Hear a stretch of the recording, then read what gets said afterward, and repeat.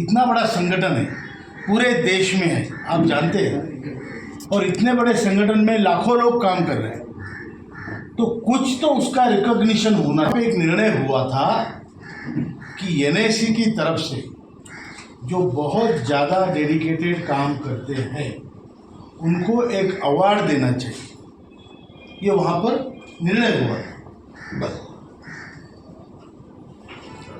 तो वो अवार्ड जो भी बोले आप, उसका नाम रखा है एनआईसी रत्न, भारत रत्न का एनआईसी रत्न पुरस्कार हमने डिसाइड किया है इस बार कमेटी ने, और वो पुरस्कार हम देंगे आदरणीय रमाकांत नरगुण जी को।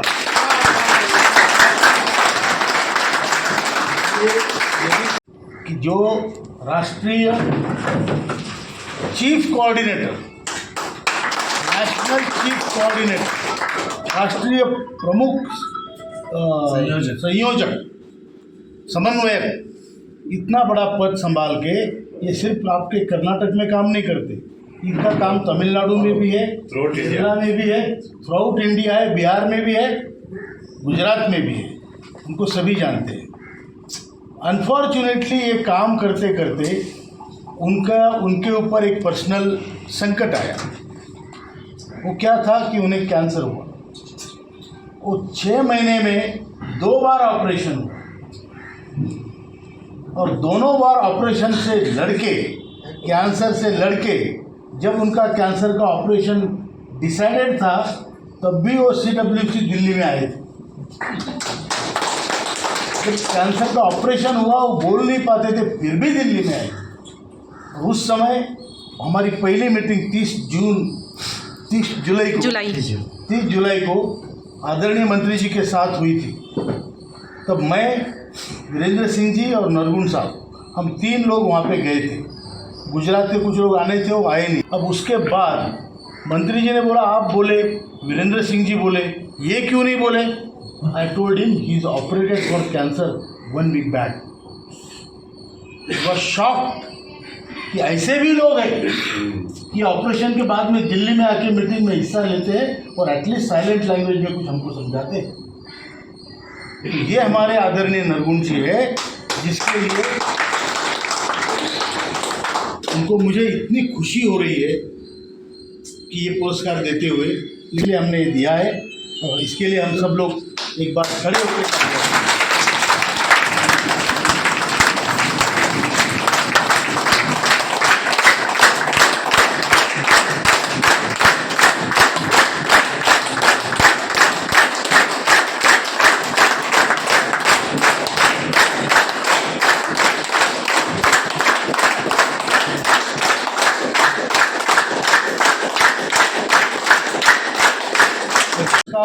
दिया गया है।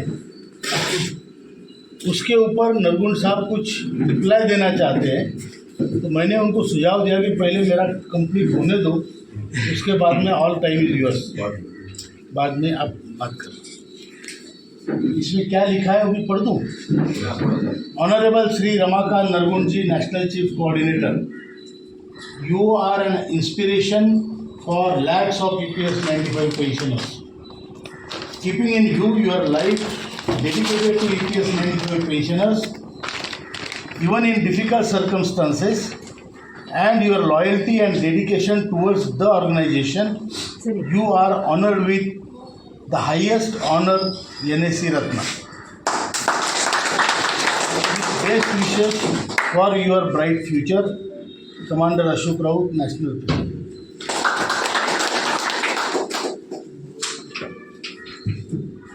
Now we'll come to our business. नरगुण साहब ने आपको सब कुछ बता दिया। पहली बात तो खुशी की बात यह है कि हमारा काम आने वाले 2 महीने में होगा।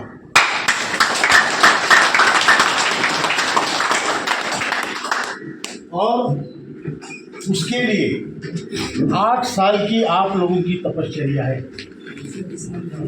8 साल, 8 years continuous on the toes. हम सभी लोग, आप अपने अपने कार्य क्षेत्र में हम सब लोग लगे हैं, और इसकी जानकारी गवर्नमेंट को बराबर है। हम जो स्पीच देते हैं, अभी आज भी मैं जो बोलूँगा वो अपने आप वहाँ पहुँच जाता है। जब बीच में जब हमने गवर्नमेंट के खिलाफ बिफोर सेंट्रल गवर्नमेंट इलेक्शन जब हमने ज़्यादा प्रेशर डालना शुरू किया, तो बाद में सिंह साहब को दूसरे मंत्रियों ने या बड़े नेताओं ने बुला के बोला, देखो तुम्हारा कमांडर साहब कैसे बोलता है। वो आपका कार्यकर्ता नहीं है, वो पेंशनरों का कार्यकर्ता है। ये जब बताया गया तो उसका, और हमारी किससे मुलाकात नहीं हुई? प्रधानमंत्री जी से 2 बार मुलाकात हुई, वित्त मंत्री से 2 बार मुलाकात हुई, श्रम मंत्री से कई बार, 4 श्रम मंत्री हो गए, मुलाकातें ही मुलाकातें, power point presentation. Parliamentary standing committee on labour, इन्होंने हमें पार्लियामेंट में बुला के 1.5 घंटे की विटनेस ली। ब्यूरोक्रेटिक चैनल में कैबिनेट सेक्रेटरी से 2 घंटे की चर्चा, एक्सपेंडिचर सेक्रेटरी से चर्चा, फाइनेंस सेक्रेटरी से चर्चा, लेबर सेक्रेटरी से चर्चा। ब्यूरोक्रेटिक चैनल, पूरी ऊपर की चैनल, हमने हर किसी से बात की, उनको कन्विंस किया। पॉलिटिकल चैनल में कोई ऐसा बड़ा नेता नहीं बचा जिससे हमने बात नहीं की। सोशल चैनल में आदरणीय मोहन भागवत जी, बहुत बड़ा नाम है, आरएसएस के चीफ है, उनके साथ 1 घंटे की चर्चा हुई। उन्होंने क्या बोला, 1 घंटा ऐसा उन्होंने सुना, इतने डिस्टेंस से, जैसे किसी पिता पुत्र का संवाद होता है, कि जैसे किसी गुरु शिष्य का संवाद होता है, ऐसी उन्होंने पूरी बात सुनकर बोला ये काम होना ही चाहिए। ये अपना राष्ट्रीय इलेक्शन से, केंद्रीय इलेक्शन से पहले की बात है, लोकसभा इलेक्शन से पहले 1-1.5 महीना पहले। तो उन्होंने बोला, मैं, मोदी जी ने 2 बार बोला है काम होना चाहिए, मैं बात करता हूँ। हमने बोला सर आप बात करिए और हम हमारे साथ एक फ़ोटो खींचे। बोले मैं फ़ोटो अभी नहीं खिंचाऊँगा, आपका काम होने के बाद मैं आपको बुला के फ़ोटो खींचूँगा। इतनी गारंटी होने के बाद भी सेंट्रल गवर्नमेंट से हमारा काम नहीं हुआ, तो हमने स्टैंड लिया। वट एवर पीपल वेयर नाराज थे लोग, तो लोगों को हमने मनाया नहीं, हमने बोला जाओ तुमको जो करना है करो। उसका परिणाम सेंट्रल इलेक्शन में हुआ है, ये उनको भी मालूम है। इसका कारण हमने ये नहीं किया इनके खिलाफ वोट दो, हमने बोला भाई तुम जिला district president should take their own decisions. CWC में हमने निर्णय लिया, तो उससे क्या हुआ कि मैसेज गया कि अपने को निर्णय लेना है, मतलब क्या नाराज़गी तो है, उसका परिणाम हुआ है। महाराष्ट्र इलेक्शन में 1 दिन पहले 19 को देवेंद्र फडणवीस ने बुलाया और कहा, मैं तो नहीं जा पाया लेकिन हमारे जनरल सेक्रेटरी थे, मैं कहीं और था, मैं कोयम्बतूर में था तभी मेट्रो दौरे में, तो उन्होंने बुलाया, बोला कि नहीं हम आपका काम, मैं गारंटी लेता हूँ, मैं मदद करूँगा, आप हमें मदद करो। तो रात को 9 बजे, 8, साढ़े 8, 9 बजे उनकी मीटिंग हुई। 11 बजे हमारी सेंट्रल कमेटी की मीटिंग जूम में हुई, कॉन्फ्रेंस में, और सुबह 5 बजे निर्णय हुआ कि सभी महाराष्ट्र के लोग बीजेपी को वोट करेंगे। और उसका रिजल्ट आप देखिए, देवेंद्र फडणवीस बोले अभी आप बोल रहे हो रात के 9 बजे है, आपका कम्युनिकेशन कैसे होगा? हमने बोला वो छोड़ दो सर, हम एक बात बोलते हैं लाखों लोग सुनते हैं, बराबर है कि नहीं? बराबर है। तो हमने वो किया, हमारे ग्रुप से, हमारे लीडर बहुत सक्षम है कम्युनिकेशन में और कहाँ तक बात पहुँचानी है। नाउ दैट इज़ विजिबल कि ये लोग साथ में रहेंगे तो जीत पक्का है। इसीलिए मंत्री जी बड़े खुश हुए, उन्होंने हमको बुलाया। पहले 29 को नहीं, 29 को जब मैं इधर था, 19 को तो मैं उधर ही था, 29 को इधर था, तो हमारे महासचिव और वीरेंद्र सिंह जी, ये दोनों, वीरेंद्र सिंह जी और PN पाटिल दोनों मंत्री जी को मिले, बहुत बड़ी उनकी मीटिंग हुई। उनको उन्होंने बताया कि रिजल्ट में हमारा कैसा हिस्सा है आपके, क्योंकि हम अपेक्षा से कर रहे हैं, हमें पॉलिटिक्स से लेना देना नहीं, लेकिन आप अगर हमारा काम करते हो तो हमें बड़ी खुशी होगी। अभी हमने आपका काम कर दिया है, इसके लिए लोग हमें ब्लेम भी करेंगे, लेकिन फिर भी हमने किया क्योंकि हमें काम चाहिए, बराबर है। तो उन्होंने बोला फिर मेरी एक ड्यूटी है कि आप ये 10 तारीख का एजिटेशन जो हमने डिक्लेयर किया था वो वापस ले लो, वो मत करो। तो फिर वो निर्णय लेना था। तो 6 तारीख को हम फिर मंत्री से मिले। मंत्री हमको मिले, बहुत देर तक वेट की, के ऊपर मीटिंग चल रही थी। 3 मीटिंग उनकी चलती रही, हम बैठे रहे। कारण वो मीटिंग सभी इसी विषय में थी। वो बहुत सारे लोग वॉर फुटिंग पे काम कर रहे हैं। फिर वो वेटिंग रूम में आए, बोला आप बैठे हो यहाँ पे। तो उन्होंने बोला कि आपका काम मैं कर रहा हूँ। आंदोलन होता इसलिए है कि आपकी आवाज़ सरकार के कानों तक पहुँचे। तो हमने निर्णय लिया 6 तारीख को शाम को, लोगों के रिजर्वेशन थे, लोग आ रहे थे पूरे भारत से वहाँ पे। 10 तारीख को इनको इंटेलिजेंस के रिपोर्ट थे, लोग बड़ी संख्या में आ रहे थे।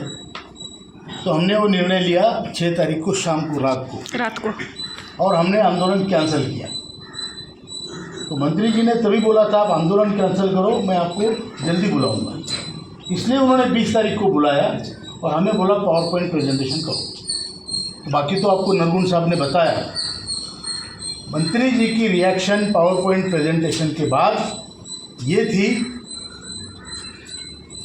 कि आप लोगों का प्रेजेंटेशन बहुत अच्छा था, मैं इम्प्रेस हुआ हूँ। अगर मुझे पसंद नहीं आता, मैं 5 मिनट से ज़्यादा बैठता नहीं हूँ, लेकिन आपके इसमें पूरा 1 घंटा बैठा हूँ। आपकी बात, आपके विचार सुने, मुझे अच्छे लगे। और उन्होंने भी अपने कुछ उदाहरण दिए कि क्या होता है। अभी उनका जो भी उद्देश्य था वो तो मालूम नहीं, लेकिन था अच्छा। जो भी है, उनको हमने कुछ बातें बताई, आपके लिए बहुत महत्वपूर्ण, सभी के लिए। हमने बोला कि हमें पेंशन क्यों मिलनी चाहिए। घर के हमारे जो संस्कृति है, मातृदेवो भव, पितृदेवो भव, गुरुदेवो भव, ये बचाना हमारा ही काम है। और अगर आप घर के एक कुटुंब के, एक परिवार के बूढ़े आदमी को फाइनेंशियली एम्पावर करो तो घर में उसकी इज्जत होगी और उसका स्वाभिमान बचा रहेगा। वो क्या इतना तो खा नहीं सकता उसका, लेकिन किसी बेटी आई तो उसको कुछ पैसा देगा, नाता पोती आई तो पैसा देगा। पहले पीढ़ी का तीसरे पीढ़ी से संबंध बना रहेगा। और संस्कृति का वहन पहले पीढ़ी से तीसरी पीढ़ी के संबंध में ही होता है। ये गॉस्पेल ट्रूथ है। ये सच है कि पहली पीढ़ी का और तीसरी पीढ़ी का संपर्क बना रहना चाहिए। और वो तब होता है जब वो दादा या जो भी नाना है वो फाइनेंशियली एम्पावर होगा। क्योंकि कोई बच्चा मेरे पास आएगा, उसको मालूम है मैं दादा के पास गया तो दादा मेरे को 200 चॉकलेट दे देते हैं, 200 रुपये दे देते हैं, तभी आएगा वो ज्ञान की बात करने के लिए नहीं आएगा। अब क्या है, हमारे पास पैसा नहीं है, हम बुला के बोलते हैं सुन मेरी ज्ञान की बात। वो बोलते भैया ज्ञान सुन के मैं पका हूँ स्कूल में, तुम किसी और को बताना। तो ये पैसे का इम्पोर्टेंस जो है वो बुज़ुर्गों के हाथ में आप थोड़ी ताकत दे दो, फाइनेंशियल उनको एम्पावर करो।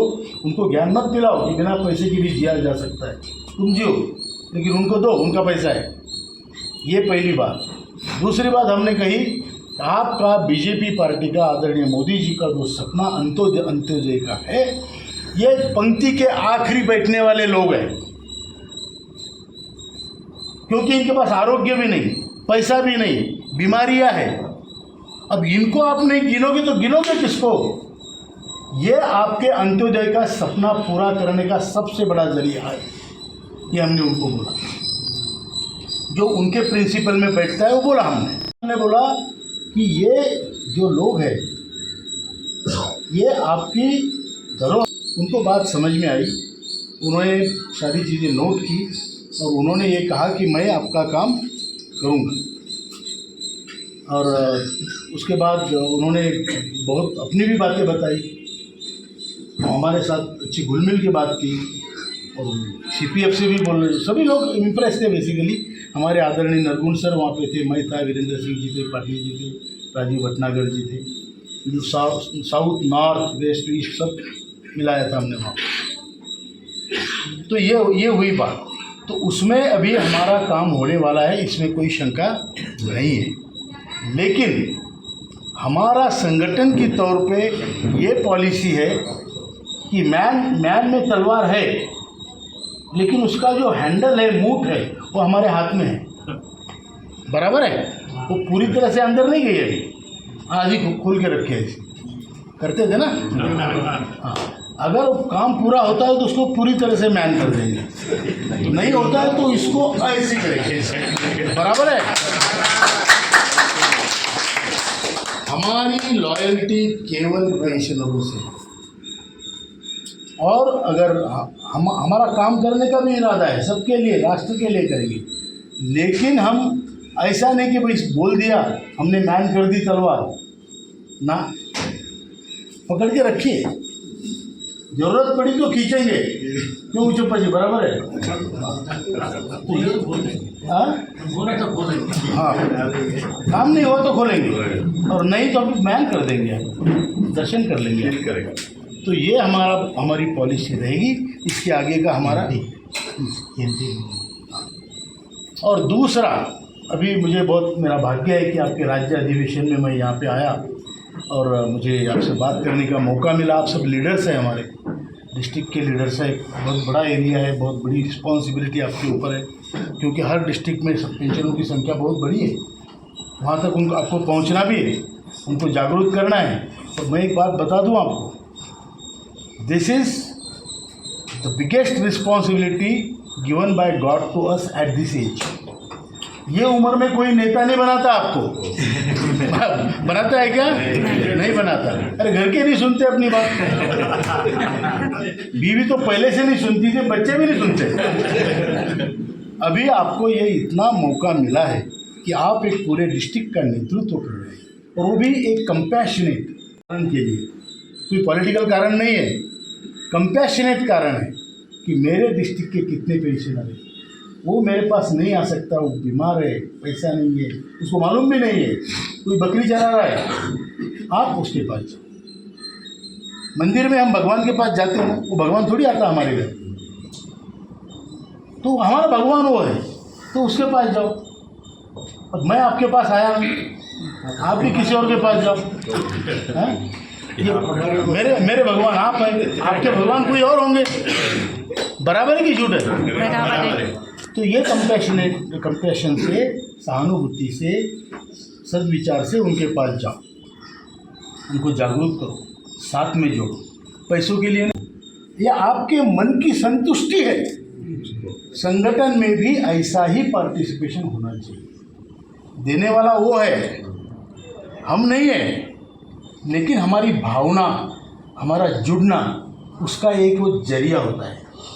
एक कहानी हमने सुनी थी कि भगवान शंकर की जो लिंगम है वो एक बिल्व वृक्ष के नीचे था, गया ऊपर हिरण मारने के लिए, कुछ शिकार करने के लिए, उसको बराबर दिख नहीं रहा था, तो उसने कुछ पत्ते तोड़ के डाले, तब भी उसको पुण्य मिला।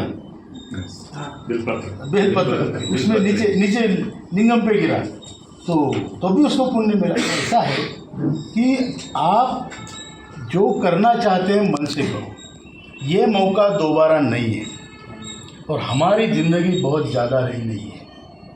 हम कोई अमर पट्टा लेके तो आए नहीं है, कोई अमर होगा क्या? कहीं।